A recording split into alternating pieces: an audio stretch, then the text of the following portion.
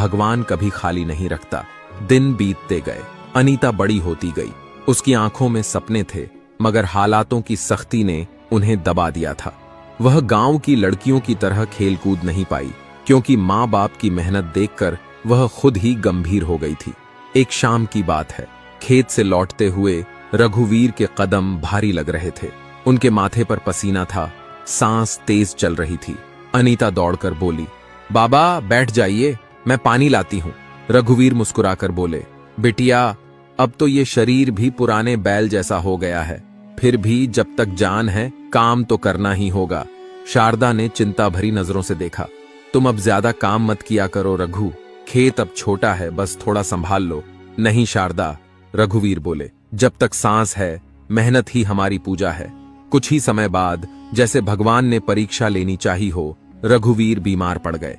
पहले हल्का बुखार, फिर शरीर में दर्द, और धीरे धीरे उनकी हालत बिगड़ती गई। गांव के वैद्य को बुलाया गया, पर उसने भी कहा, अब दवा से ज्यादा दुआ काम आएगी। रात के समय जब आंगन में दिया टिमटिमा रहा था, अनीता अपने पिता के पास बैठी थी। रघुवीर ने उसका सिर सहलाया और धीमे स्वर में कहा, बिटिया, खेत संभालना, मेहनत से कभी मुंह मत मोड़ना, और मां का ख्याल रखना। ईमानदारी छोड़ देना तो जीना व्यर्थ है। अनीता की आंखों से आंसू बहने लगे। बाबा, आप ऐसे क्यों कह रहे हैं? आप ठीक हो जाएंगे। रघुवीर ने हल्की मुस्कान दी। अगर मेरा शरीर साथ न दे तो समझना मैं मिट्टी में मिल गया हूं, मगर मेरा आशीर्वाद हमेशा तेरे साथ रहेगा। सुबह होते होते रघुवीर ने अंतिम सांस ली। घर में सन्नाटा छा गया। शारदा बेसुध होकर रोती रही। अनीता का संसार जैसे थम गया। पिता की वो हंसी, वो आवाज, वो मेहनत की गंध, सब जैसे हवा में खो गए। अब घर का सहारा सिर्फ शारदा थी। उसने पूरी ताकत जुटाई और कहा, अनीता, अब हमें ही सब संभालना होगा। दोनों माँ बेटी खेत में जाने लगीं। सूरज की तपिश, कांटों से भरी मिट्टी और बदन तोड़ देने वाला काम सब झेलती, फिर भी हिम्मत नहीं छोड़ती। पर शायद किस्मत को कुछ और ही मंजूर था।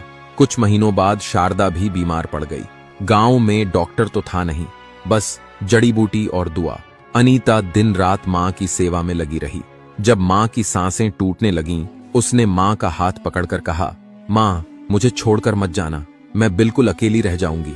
शारदा ने कांपते होंठों से कहा, बेटी, अकेली नहीं है तू, भगवान तेरे साथ है। किसी का बुरा मत करना और हमेशा सच्चाई के साथ रहना।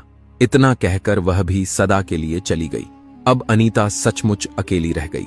वो घर जहां कभी मां की हंसी और पिता की बातें गूंजती थीं, अब वीरान था।